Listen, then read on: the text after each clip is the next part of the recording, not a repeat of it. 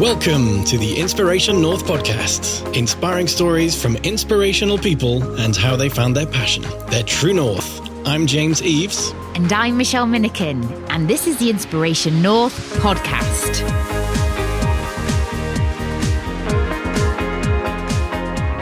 Today's episode, Listen, Accept, Commit, with Suzi Payton. We talk about her childhood dream of wanting to be a stunt woman, how making stuff up is the best thing in the world, and how reward charts are not just for children. A dynamic life coach, comedian / improv teacher, and neurodiversity trainer, Suzi supports amazing people to access their strengths, build confidence, and achieve their goals. She spreads the joy of comedy improvisation and helps absolute beginners to take their first steps into a world where we make short scenes up on the spot, play, and have so much fun. As an autistic ADHDer, Suzi is passionate about delivering meaningful autism and ADHD training, where outdated stereotypes are kicked out of the window. She promotes a strengths-based approach where ND people are accepted and understood, and not encouraged / made to be neurotypical.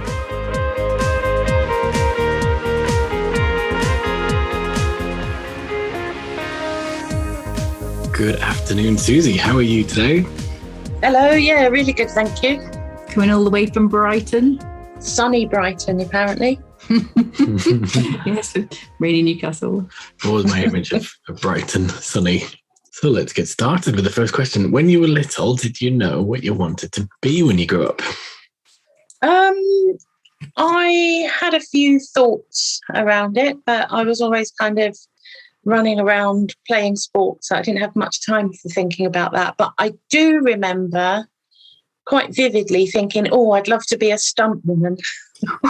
Yeah, is that Eddie the Eagle? No, that's, Who's that? that's the ski jumper. Oh. You're thinking of Evil Knievel. Evil Knievel. Yeah. Yeah, if I was going to be compared to Evil Knievel or Eddie the Eagle, I think I prefer Evil Knievel, to be honest. Yeah. No. Yeah. It's almost there, wasn't it? So where did that come from? Was it just watching films? Was it something else?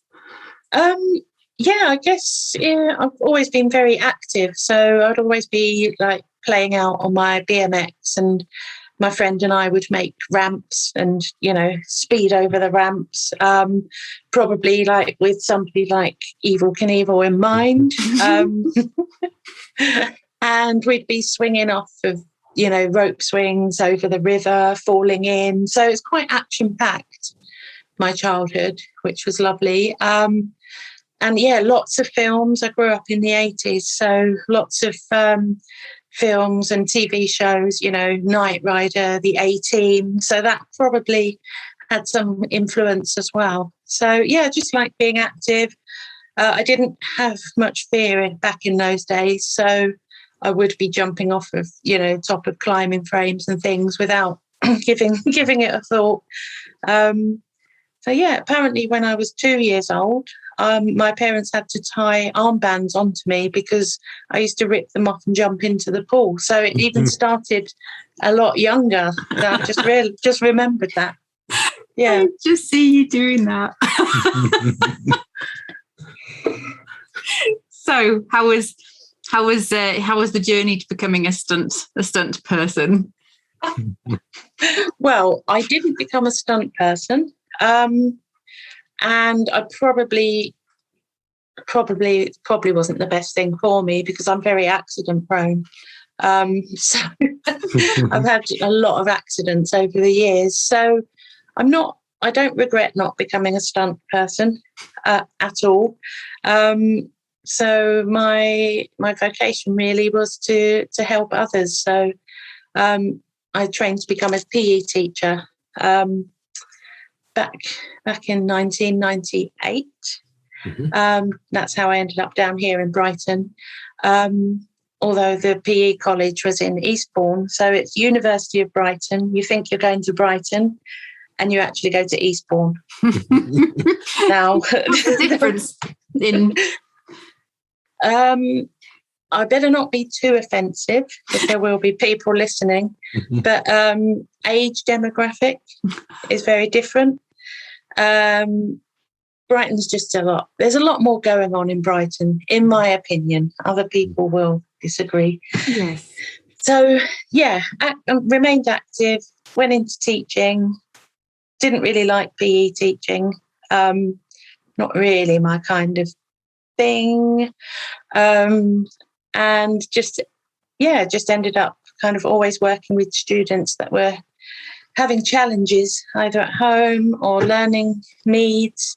I always seemed to click with those students. So that's kind of where my career headed, really, helping students who were really neurodiverse. So, neurodivergent, so autistic, ADHD, dyslexia, dyspraxia, and so on. So, really found my niche working with challenging children. That's fun. We've got one of those downstairs. Yeah. Well, I don't do it. I don't do it anymore. I work with adults now. Yes. So how long did you work with children? I was teaching for about 17 years, in and out of kind of teaching roles, mainstream schools, special education schools settings, and also some teaching roles that were not in schools. So a lovely organisation in Hastings that was there to support schools. So I would go in, deliver a workshop to 10 lovely students, then I'd walk back out again, so I didn't have to get involved in any of the school politics. And that was, that was just lovely. So a real variety of experiences, which has brought me to where I am now. Cool. So where are you? Apart from we know where you are, and we know what you do because we spend Friday mornings with you. So yay. Do you want to tell us a little bit more about the improv side of things, and we can talk a bit more about the coaching side of things? Yeah, so I do a few things now. In April this year, I became full-time self-employed after years of dreaming of being full-time self-employed, but never quite really knowing or having the courage and having the mindset to do it. So as an entrepreneur, I deliver comedy improvisation workshops. I've been performing comedy, stand-up comedy and improv comedy for over 10 years. And I'm not really performing at the moment. But what I am doing and what I love is teaching people comedy improvisation online, which is where I see you nearly every Friday for ridiculous fun and ridiculous laughter. So making stuff up is the best thing in the world, in my opinion. Yeah. It really is. Great opportunity to practice our accents and to let our imaginations run wild. Yeah, I say that my problem is I can't think about what's coming next and maintain an accent at the same time. So my accents shift a little bit. Yes. That's just fun, isn't it? Yeah, and that is all part of it. That's what makes it funny. It's about those things that happen. You start off with a really strong, clear accent. You know who you are, and I'm very similar as well. I'll suddenly kind of lose that accent, and it morphs into something else. And that's where the comedy is created. It's just, as you know, brilliant and so funny. So talk to us a little bit about that journey into comedy and improv. Where did that come from? Yeah, well, that was quite a surprise to me. Growing up, I didn't do any drama. Like I say, I was very active, but in terms of performing, drama, just none of that. I was very shy to people that didn't know me. I wouldn't put my hand up in class, too worried about my answer being wrong, or what other people thought. So I just kept quiet, really. So yeah, there was no drama at all. You know, there was in the home and me being silly. But when I worked for this organisation in Hastings that I just mentioned, they were very keen to kind of let me find courses to help with my professional development. And being in Brighton, actually, I think I was in Eastbourne at the time, but there's a big improv scene in Brighton. So I did a bit of research and found a course, a 6-week course, beginners improv. And I just thought, this sounds like so much fun. So booked it, work paid for it, which was amazing. Turned up for the first session and I was like, oh my God, what am I doing here? Why did I come here? You know, all the kind of fears and doubts kicked in. So we did some warm-ups and, you know, if you can imagine drama warm-ups, like dancing around, shouting out. So really out of my comfort zone. I'd never done anything like that before. But I was there, so I just kind of had to go with it, as you do. And then before I knew it, I was up there in front of 12 other people doing a scene, which was set in a graveyard. And even when she said, up you come, like, I was the one that had sat back and waited until I was dragged up.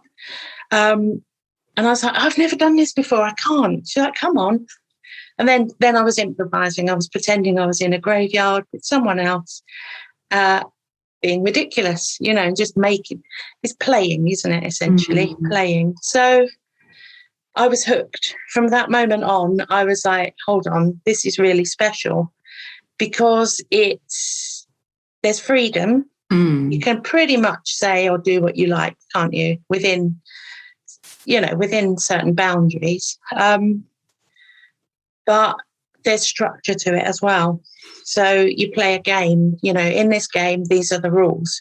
So it's got freedom and structure.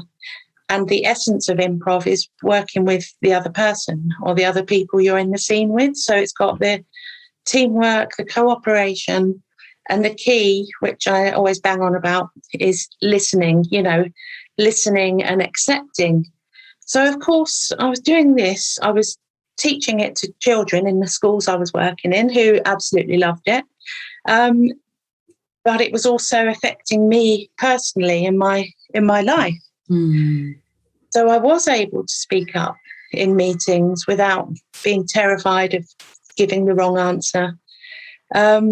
It's just this confidence that grew and grew and grew. And the more I did it, the more confidence in myself I had.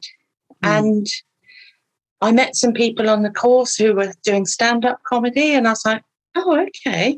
So then I found myself on a stand-up comedy course up in London one weekend, as you do. You just find yourself there. Did a weekend stand-up course and thought, hold on, I could combine these two things really well because they really complement each other. Because stand-up is scripted, but of course the best stand-ups, or the ones that I enjoy the most, are the ones that interact with the crowd as well. Yeah. So I really focused on doing that, and I was on the stand-up scene for a few years as well in Brighton, London. I went up to Newcastle actually and compared a gig up there. That was there was 300 people at that gig. I was a bit like out of my depth, but I did it. So yeah, stand-up comedy, improv. Improv's the one that stayed with me. I think because it's always different. You can play the same game 100 times and it would always be different because, you know, that's the nature of improv. So that's my comedy story, really. And now I just love showing people how to improvise and letting them realise they can do it. Because a lot of people think, oh, I'm not funny enough. Oh, I don't know. My brain would freeze. But I've taught lots of people and everyone can do it. Everyone, I guarantee. I would imagine, is it the case that children are much more likely to throw themselves into improvisation, whereas as adults, have we almost lost that childlike vulnerability to be silly? Yeah, that is it, isn't it? You know, kids are like, oh, good, we get to play. Whereas adults, that kind of gets taken away from us, doesn't it? As we grow up, you know, we must be serious now. Yeah. I'm waiting for that elusive time when we are considered grown-ups. Yeah. It's like 42 now, it's never going to happen, is it? I think I'm going to get away with not having to be grown up. Who would want to? Seriously. I mean, boring. Yeah.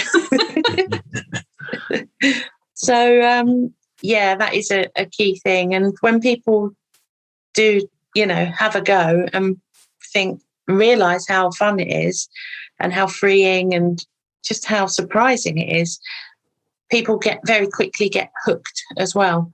As I'm sure you both are hooked on improv too. So, yeah. Yes, I keep trying to get everybody to come along, but everyone, it's that nervousness. Yeah.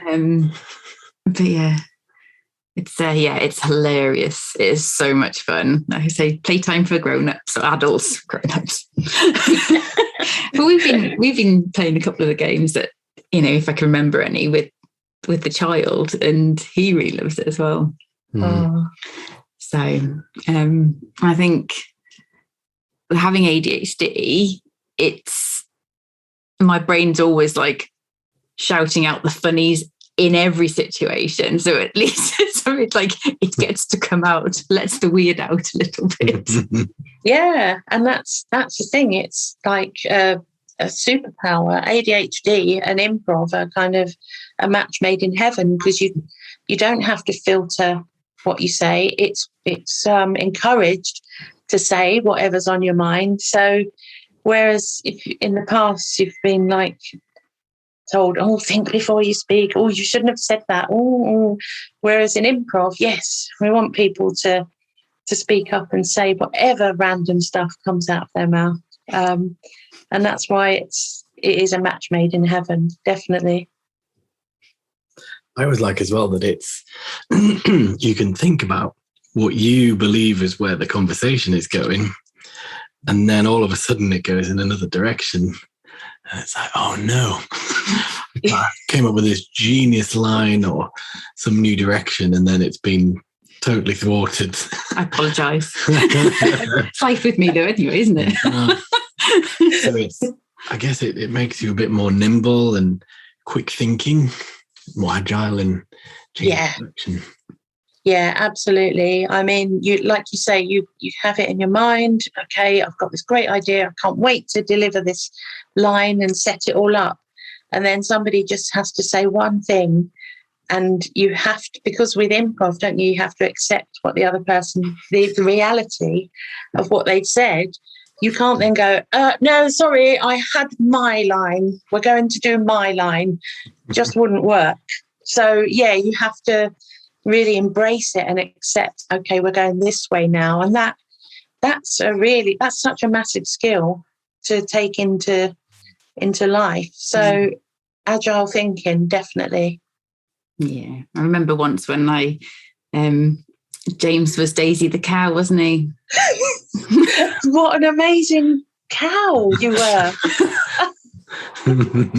Oh, that was lovely. I just wish I'd recorded all of these, because yeah. Oh, Daisy the cow, yeah. You do a Daisy? No. It's like I'm not a performing monkey, no, Richard. Not a performing cow. What happens in improv? Stays in improv. Stays in improv, yes. Oh, I can't even make you do it, because we're not in my improv session. No. Okay, so it's really easy to join in, isn't it? So Fridays, 11 o'clock, £5, best £5 you'll spend in your week. And it's on your website, which we'll tell everybody about later on. So another string to your bow is neurodiversity training. And do you want to tell us a little bit about that, please? Yeah. So I about, I don't know, 10 years ago, everything's 8 or 10 years ago, because it's about that time. I worked for an organisation a government organisation called Spectrum, and I supported children and young people, young adults, to attend after-school clubs who were autistic. So that was my role, to kind of support the child or the young person and to train up the organisation. So I started delivering some autism awareness sessions so that the people would know that this child was coming into their Scouts club or, sports club, and these are the amazing strengths that this child has, but here there's also some challenges that might crop up. So that was my first kind of experience of delivering, and of course, being a teacher, I had that experience of speaking in front of people, so it was kind of a natural progression, really. So that kind of evolved and developed, and a few years ago, whilst working for the YMCA down here in West Sussex, I said to them I'd love to deliver some autism training, extra, because my role wasn't that, it was helping people into work. So, backtracking, I did a course up at Adhd University in Kent, and it was to be a spell trainer, which is an autism training that they do. It was a train the trainer, so that I could deliver in my organisation this kind of spell structure, which is structure, positive outcomes, empathy for autistic people, low arousal, and so thinking about the sensitivities potentially, and links, to external clubs and things. So I had that under my belt. Went back, then I worked for the YMCA, and I was like, actually, I've got this thing that I can deliver. Can I deliver it? And they said, yes, please. So I was able to deliver a couple of 2-day trainings to YMCA staff who are all lovely. So you've got counsellors, you've got housing project workers. So I delivered those 2-day trainings and just had such an amazing time. Because myself, I've been diagnosed with ADHD and autistic traits. So I say traits like that because I believe it's more. I believe it's autism, but I've just covered it up very well over the years. So I'm in this position, educating people about autism, and helping not just acceptance and awareness, but understanding and looking at it from an autistic person's perspective. Because a lot of the training I attended over the years was always trying to make autistic people more neurotypical, encourage them to make eye contact, encourage them to ask how someone is, and it's like, well, actually, you're just kind of trying to mold them into a neurotypical person.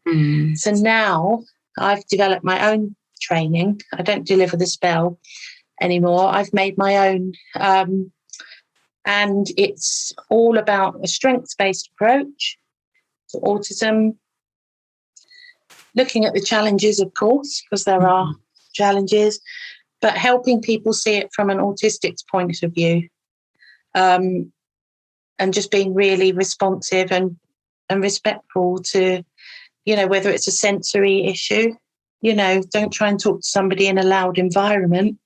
Just say, let's go to this quieter place. And just little things like that. Somebody said to me, after your training, I could see now I knew the signs what to look for, a busy, crowded corridor. She said, and he was fidgeting and looking around. She said, so I said, let's go to this quiet room. And then they could have a conversation. So real practical things that have had an impact. So I absolutely love delivering the autism training, and I'm going to develop some ADHD training as well, and possibly Tourette's because that's quite a misunderstood condition as well, which I have also been diagnosed with. So lots more to do in that area as well. It's exciting. Looking forward to seeing your journey in there. And then is it the final string to your bow is the coaching?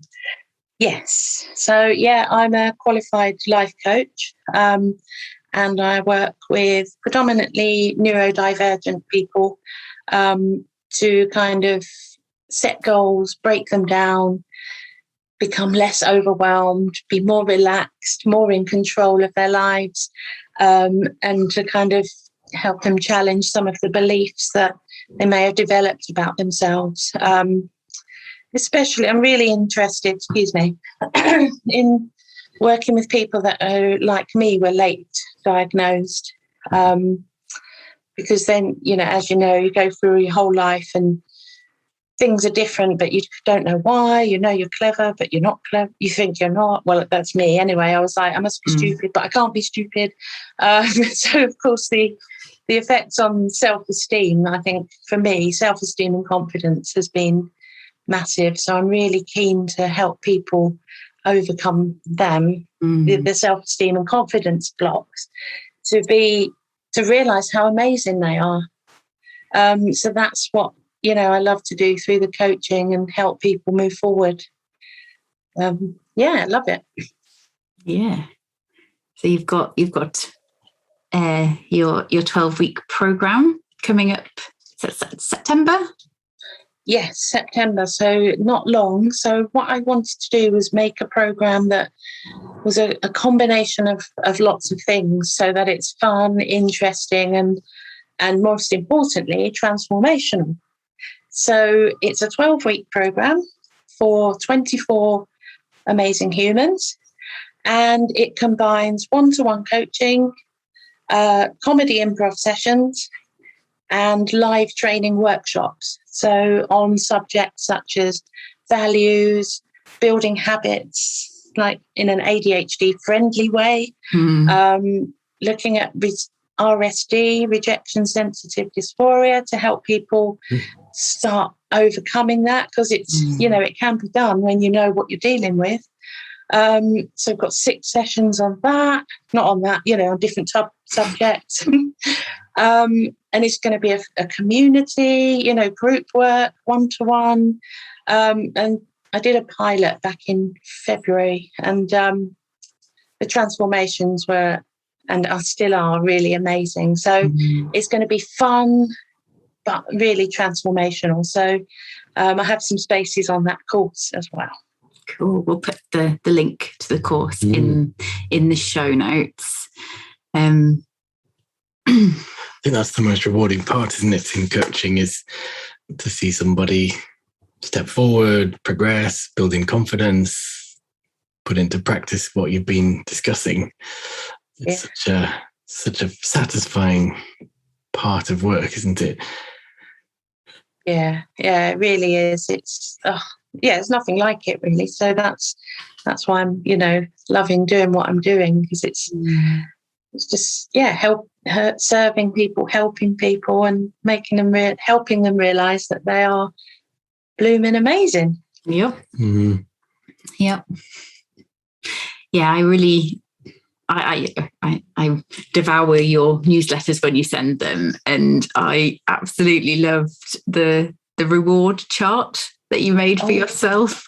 Yes, and I got my reward as well. Yay! It's not just for children. No, any means possible. I need to keep motivated, and I want to, keep doing more. So just a case of finding ways. So it's sitting over there with lots of stickers on it. So I'm pleased with that. Yeah. I was like, reward chart. We probably need one too. Yes, every time you do something finance related, you get a sticker, Shelley. Do it. Yeah. I've got some stickers. House full of crafts. Okie dokie. Is there anything, have you got any more questions? Is there anything we've missed talking about, Suzi? No, I don't think so. I think that was, I think I've waffled on quite a bit. So, Okay, we're moving on to the quick fire round now. So, James, do you want to ask question number 1? Who would you love to star in a movie with? Who would I love to star in a movie with? That's a good question. What about somebody, think of a Hollywood star that I'd like to star with? Let's say Anthony Hopkins. He's very cool and he knows his craft. Yeah, scary too well. yeah, let's say Anthony Hopkins. I like that. Cool. Okie. So question number 2. What always cheers you up when you think about it?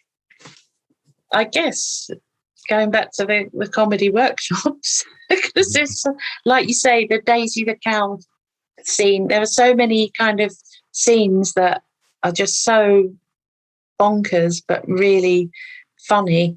So thinking back over comedy scenes, definitely. Yes, me too.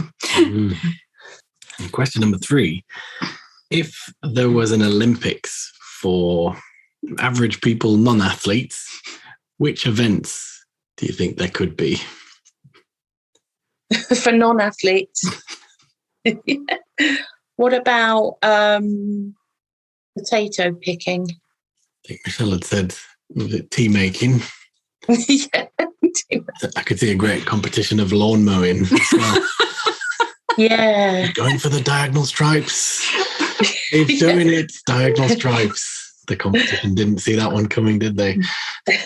Yeah, I have the most ADHD way of like mowing the lawn. So I get bored about a quarter of the way in. So I leave the lawnmower for a bit, then pull some weeds up, then I go back to mowing the lawn, and it's not even in straight lines. It's like this way, that way. So just do a time lapse next time I do it because it'd be really funny. It'd be funny. Cool. So yes, potato picking. We'll have to use that as a game. Yeah, sounds it's really exciting. Or maybe nose picking. That's less energetic, isn't it? Yeah.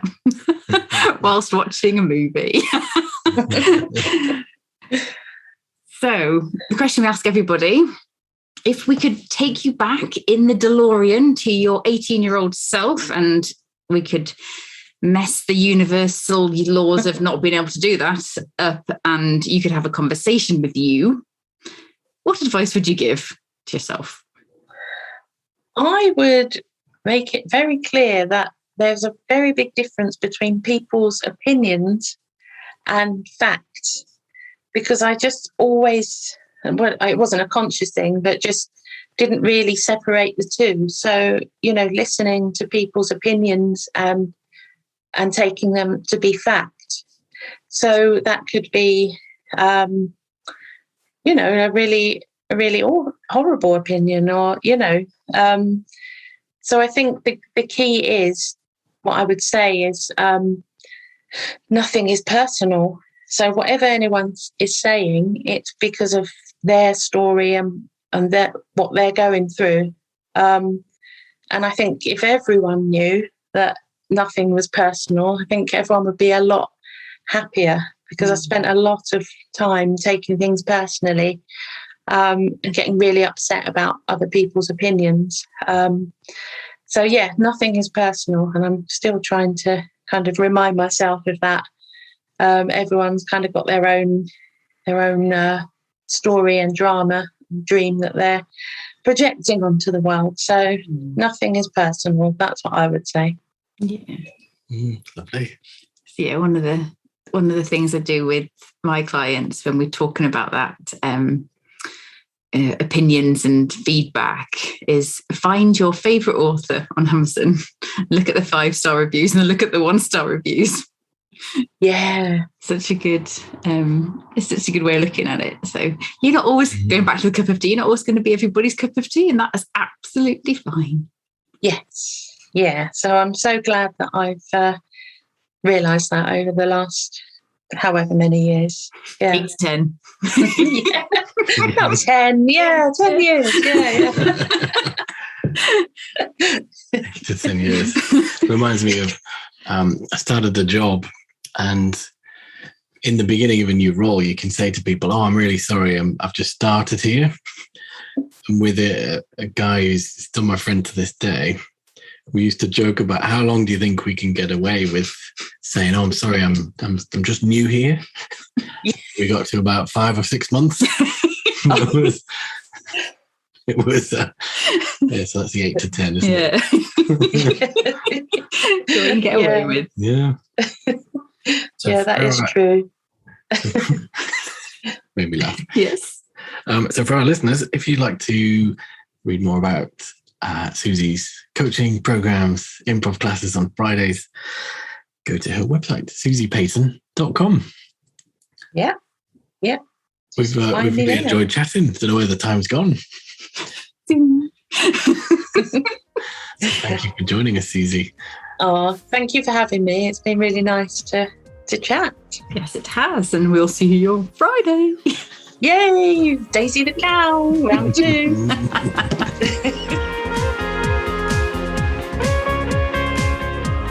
Thanks everyone for listening. Check out all the show notes at inspirationnorth.com. Join us again for the next episode when we'll be chatting to another inspirational person. If you like this, subscribe and tell your friends. If you didn't like this, subscribe anyway and tell everybody.